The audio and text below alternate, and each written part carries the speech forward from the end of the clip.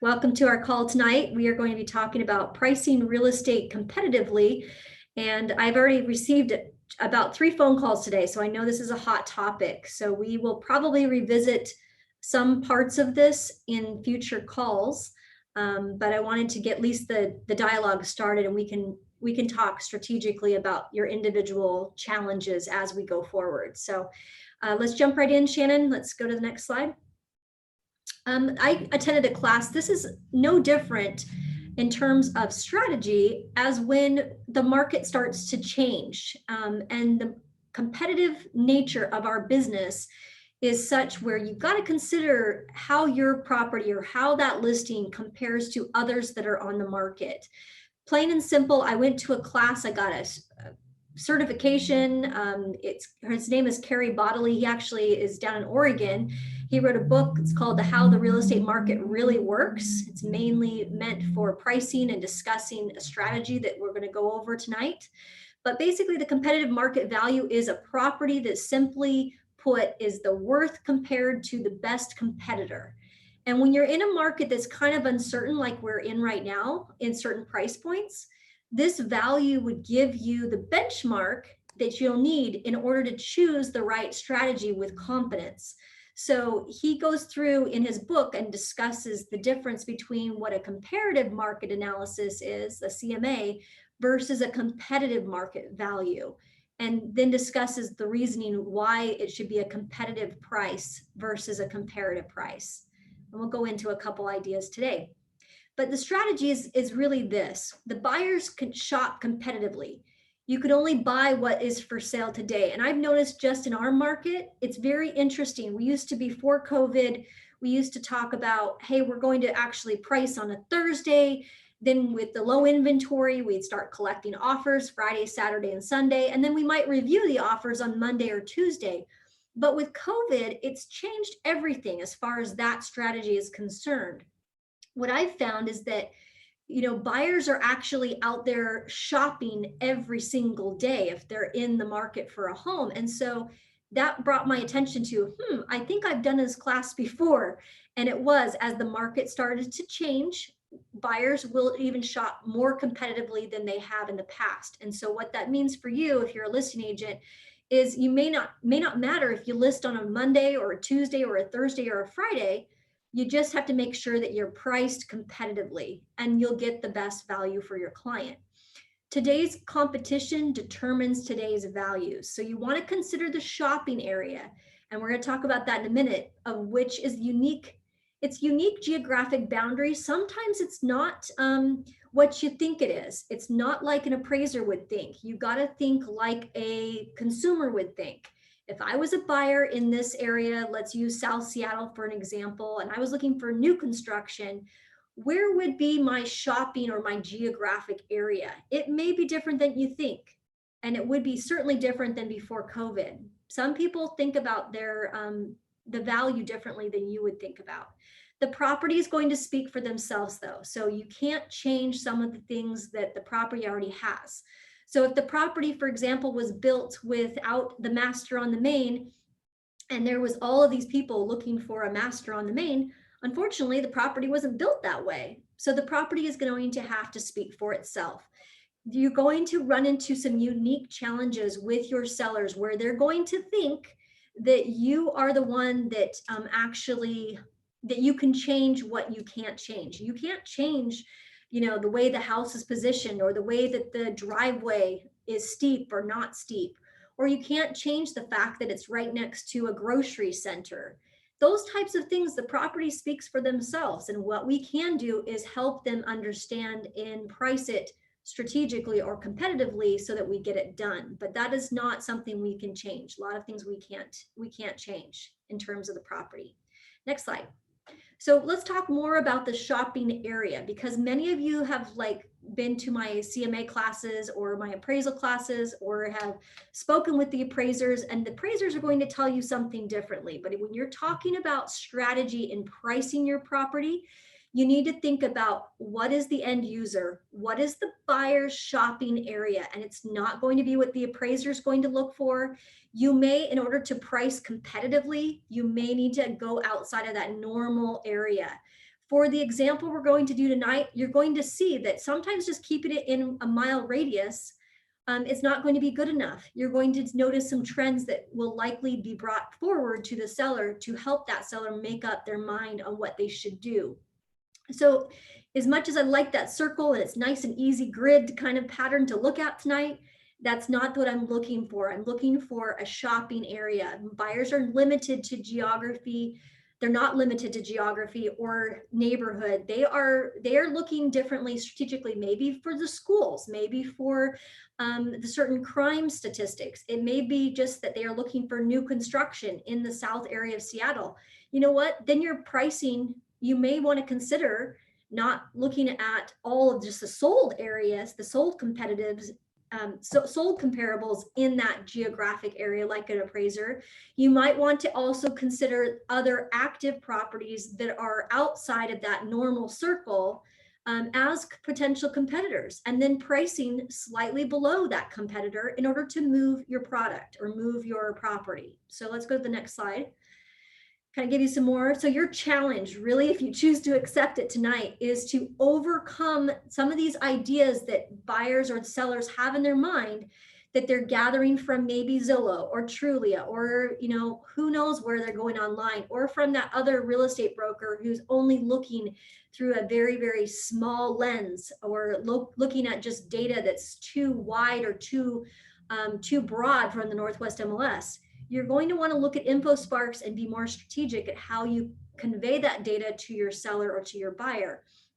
And there's some trends and market pressures that are going to impact certain areas of the segment. So we're already seeing that in certain luxury price points right now. If you're looking at $2, $3 million, $4 million, some of you wish you were looking at that right now, but you're going to see some noticeable trends in that marketplace because of just the month prior. We did have some areas of weakness with the jumbo market, and that did take a hit with some of that segment of the marketplace. But by and far, there are just some local, hyper local data trends that you need to watch when you're pricing your homes, or you're potentially going on a listing appointment. You need to bring to the seller's attention. Misconceptions or false expectations, if you're challenged with what you could have happen, is kind of in the shoes of some other best choice realty agents right now, where they had maybe thought that the market, they didn't expect COVID, for example, and they priced it maybe 3 or 4 months ago, and then some things have changed. And they can't compare some of the things that they thought were going to happen to some of the competitors who have dropped their prices. That seller may have wrong expectations, and you're going to have to set some new expectations with them. Otherwise, you risk the chance of losing a listing or making a mistake on your pricing at the get-go. So you want to discuss all aspects of your proposal. Some things you may want to consider is look at a 10-year trend line of days on market. Don't just look at just a little bit of a days on market, or what the last 3 days has been. Look at what trends have been over the last 10 years on days on market, and cross-reference that to maybe what's going on with COVID. You might see some differences back in 08 or 2009, 10, and 11 as we're recovering that might help you tell the story to your seller. Average sold pricing, yes, you do want to look at your average sold pricing. Average sold to ask ratio is going to demonstrate to a seller what percentage buyers are willing to offer. Sometimes you're going to see in certain segments of the market where they're asking for closing costs, or they're asking for concessions. That is important to know. If you know your average sold to ask ratio, you can easily find that on InfoSparks. And then you definitely have to know your inventory. You need to know where the trend is. Is it going up? Is it going down? Is it staying pretty stable? If you don't know your inventory, you need to get on InfoSparks and watch that like a hawk. You could overlay the trend line to the market area and correspond it to another area. And you can, for example, take 2 lines and compare maybe Seattle and Green Lake, so you can tell the story that you're trying to tell. But it is challenge. InfoSparks, for those of you that don't know what InfoSparks is, it is a market statistic tool. The MLS has some training on it, video training, and it is something you can access clearly from Matrix. It does not require any kind of additional pay or any additional cost. You can access it from any computer, and you'll want to check it out for sure. Let's go to the next slide. I might have some show and tell and have time to do that. So Shannon, if you could go ahead and pull up the MLS, and I believe she's got the listing. It is an active listing that we currently have. It's a real deal. Let me go ahead and make that full screen for myself so I can see what I'm dealing with here. Sorry about that. And we've got, as you guys know, I have action-packed stuff to go over today with you. Never always have enough time in the day. I guess that's what goes to being a producer or a business owner, is there's never enough hours in the day. There we go. Okay, Shannon, yeah, if you could go in and let's just look at the listing specifically. So this is one in question. This is one where we took the listing back before COVID, or it was actually during COVID, but we knew we were going to have this inventory coming up and popping up right now. It's listed currently at 1.1. It is brand new construction. It's modern. It's very fun, beautiful photos. There's only 9 photos though, so I'm encouraging our agent Dan to go ahead and, if we can get the pricing situated correctly, that we might want to go ahead and have a video tour and some more photography so that we can really showcase what we've got here that we're dealing with. These are just stills that are, I think, from the model home, but again, I have not toured it, so I'm limited to what I see on the screen tonight. If Dan is available, I'll let Dan speak tonight if he wants to speak up about his property, but he's running into challenge because his seller is seeing other properties that are going under contract or that are reducing their price. And he's thinking that we at Best Choice Realty are not doing a good job. And that's not the case. We actually are marketing and advertising this very, very nicely across the distribution channels. And you know what? It comes down to what is the competition doing? And so I challenged Dan to go and look at his competition. And we just did a little exercise a couple hours ago.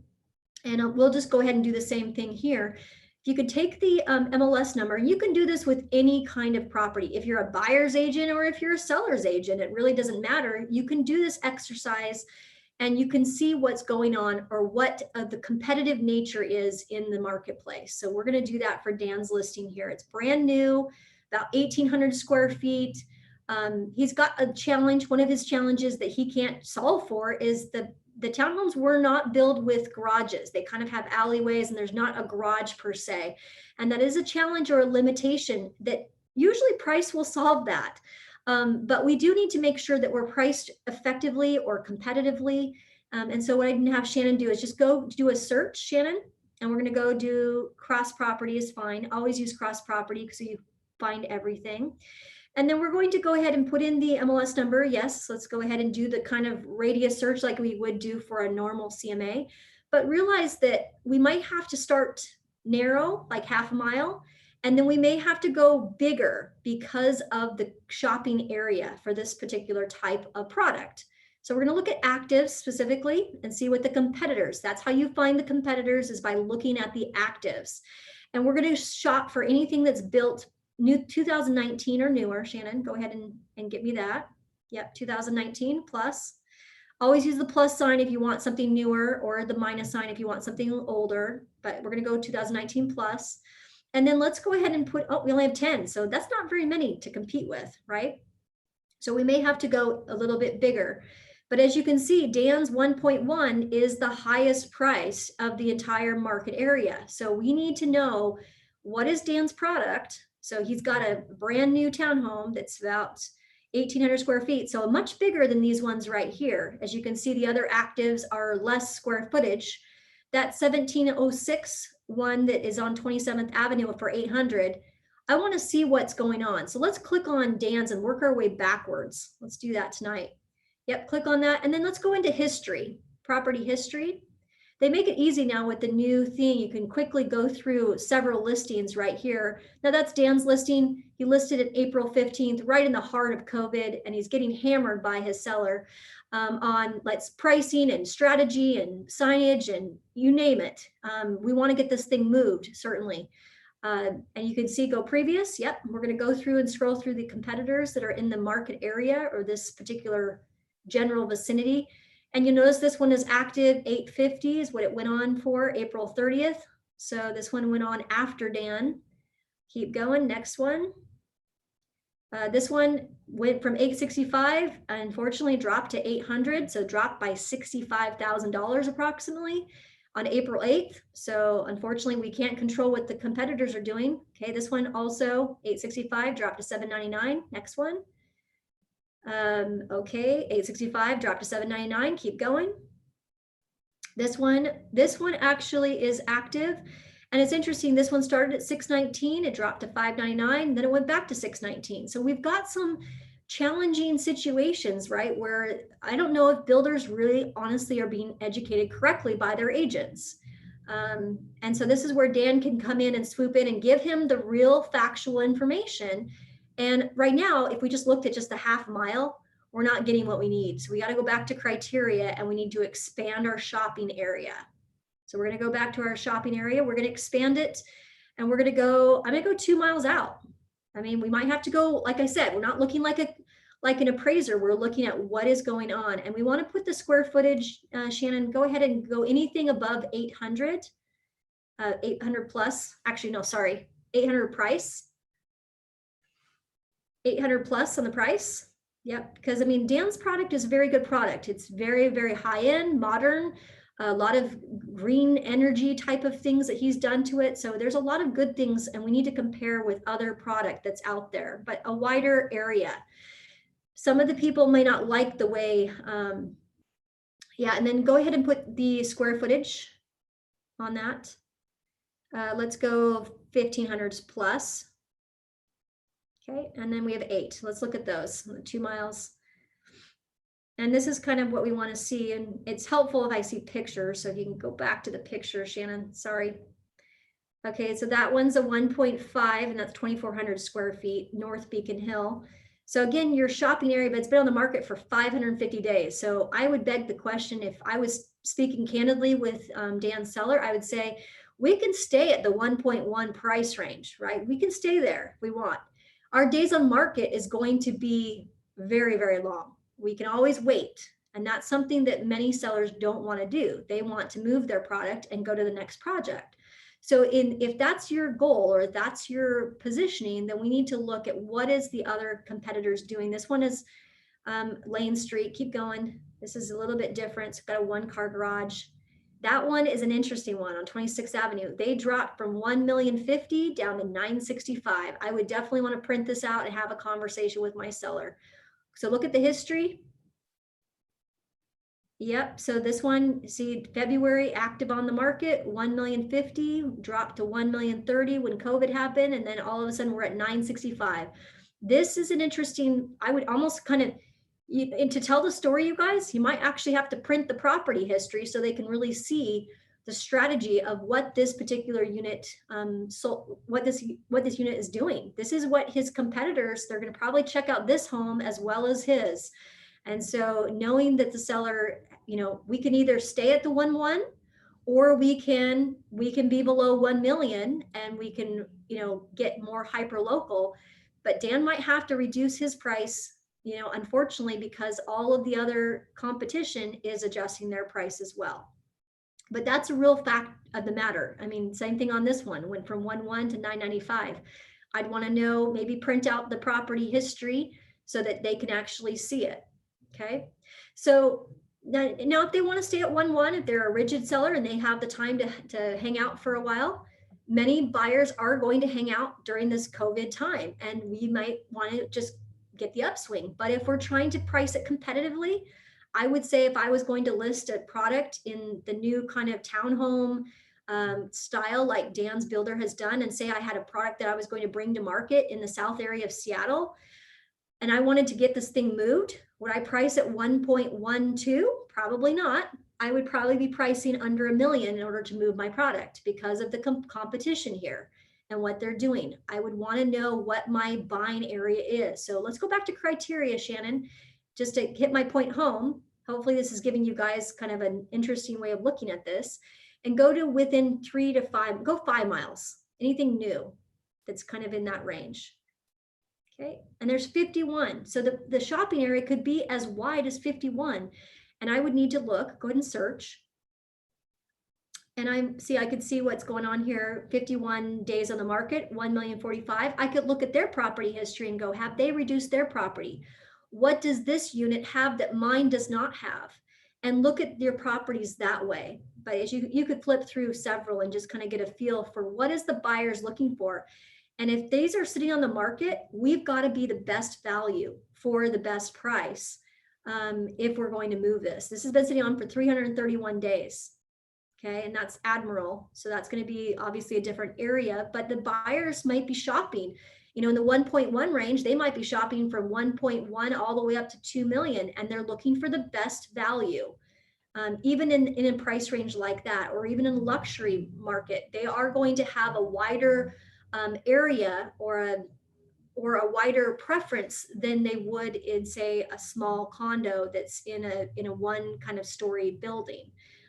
It's a different type of buyer that we're attracting when we get up to, it looks like when we get up to the 1.1, 2, 3, 4, 5.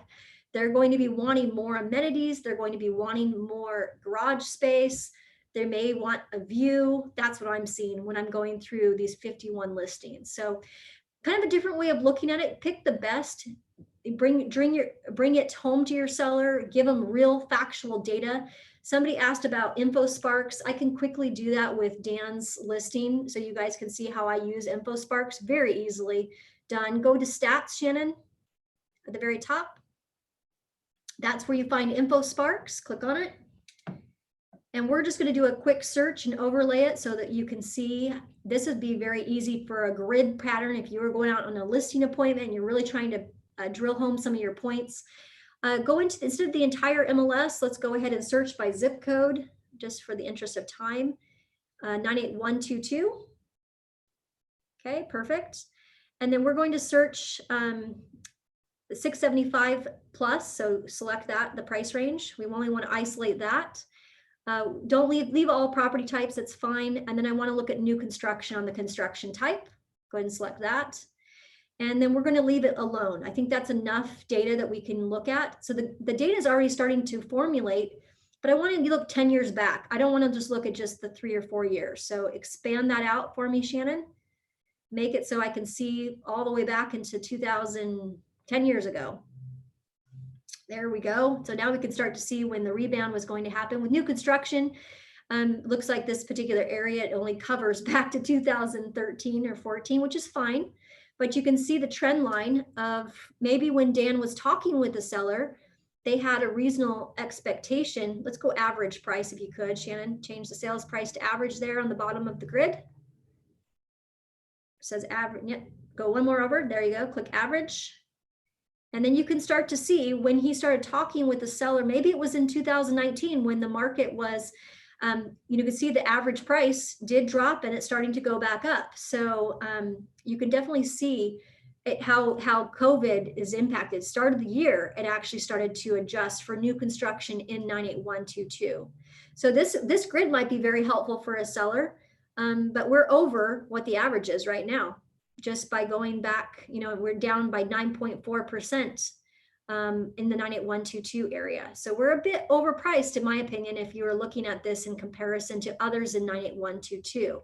Now, if you can look at the homes for sale or the pending sales, we can quickly show that. Look at the days on market, Shannon. Let's go ahead and click on days on market since I talked about that today.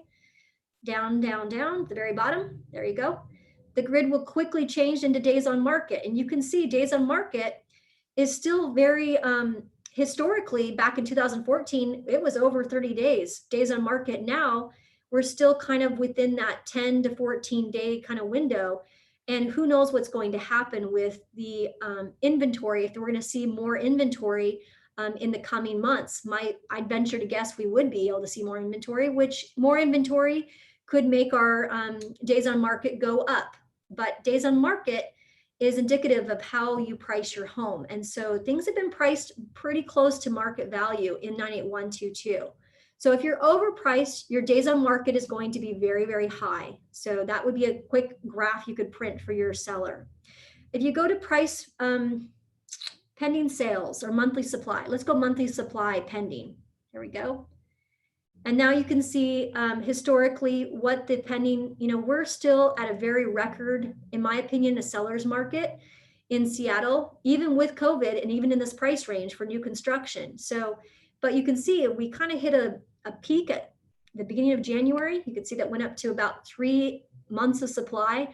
That's not bad at all when you talk about a seller's market or a builder market.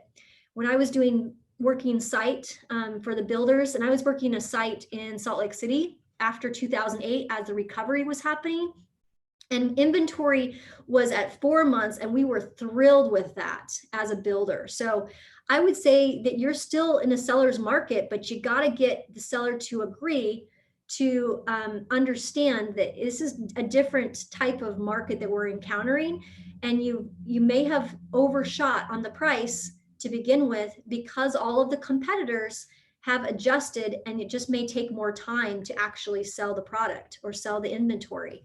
And if the seller's not in for that, you may want to look at maybe partnering, referring the business out to somebody else, with somebody that can actually connect better with the seller, because there are people that would be able to connect with that seller, and the seller maybe is resistant because of the expectations that were set. If the seller can be more realistic, we might be able to get this listing sold. There was a few other ideas that came up, which were really good ones. I think Deanna said lifestyle statement might help in a social media campaign. Imagine your elegant hideaway or exquisite privacy in this modern townhome. Test your positioning, make the seller happy before a price change. Yes, I'll end with that idea, because I don't want to change course, my marketing strategy, until the seller is on board with the strategy. So, I can spend more money. I told Dan I'm happy to put him in contact with our videographer. I'm happy to help him in giving him or kind of populating the data in a way that makes sense for the seller or the builder to understand. I'm all for that. But at the end of the day, the builder has to be okay with the strategy and kind of work with us. If the builder is resistant, I don't want to drop my price, I don't want to do anything, I don't want to adjust my marketing, then there's no sense in doing all of this money and infusion of ideas if the seller is resistant to work with you. It's not always about price. I agree with sellers when they say, why are you just going to come to me with a price? I think we have one more slide, Shannon, if you want to flip that back up on the dialogue. You can grab that. That would be awesome, because I think that's helpful for people to know how to have this conversation.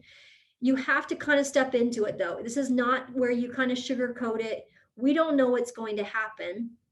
And so we want to make sure that, I can't see the screen, Shannon. If you want to flip it back to the PowerPoint, that would be great.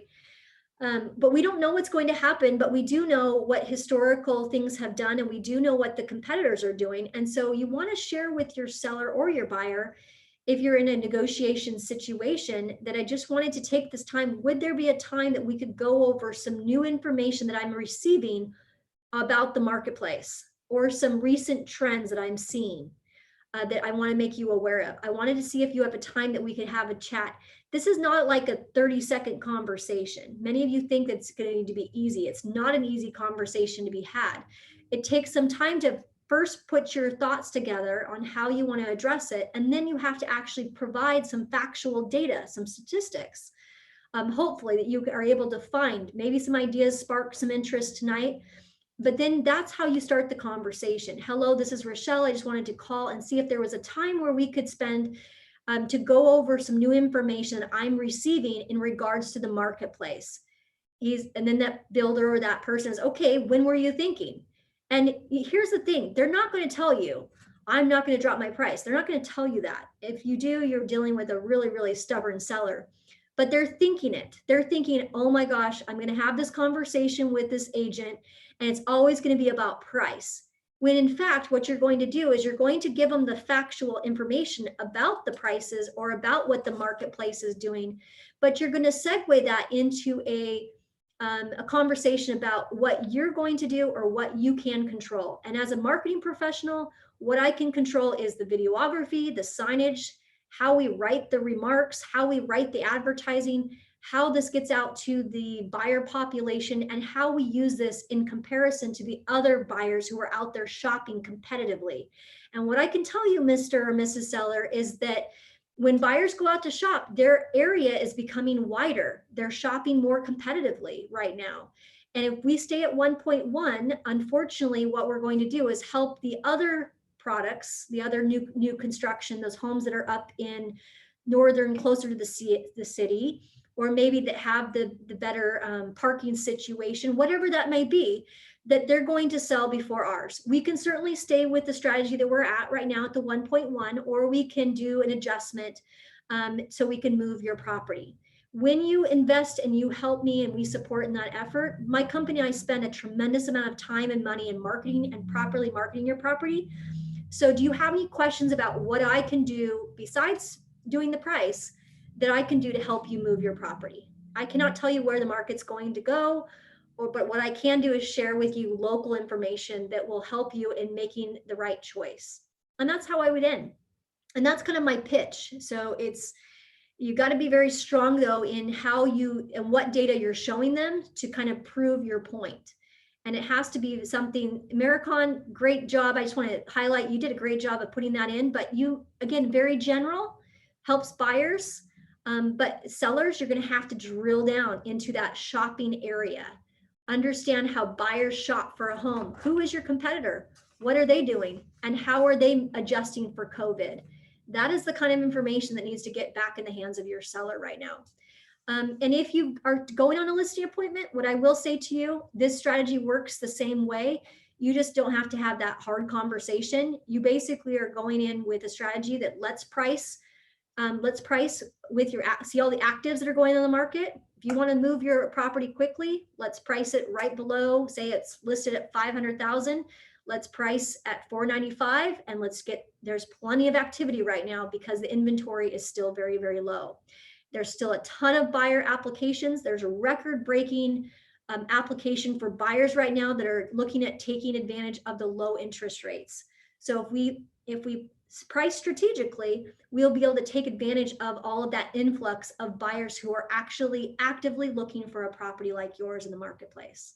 So it works the same way. You do want to consider your actives more than you did in the past when you look at a changing marketplace, and just know your competition. So another one of our brokers had a listing and she was looking at, I think, Spanaway or Puyallup. And she's like, oh my gosh, look at what the new construction did. They dropped their prices by $10,000.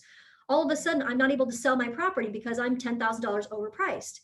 And I'm very, very happy that she and I were having that conversation. Instead of just waiting and wondering, why is my property not selling? She's actually went ahead and did a search, did another CMA, and actually found that there was new construction that dropped their prices that was impacting her residential resale in Puyallup, I believe.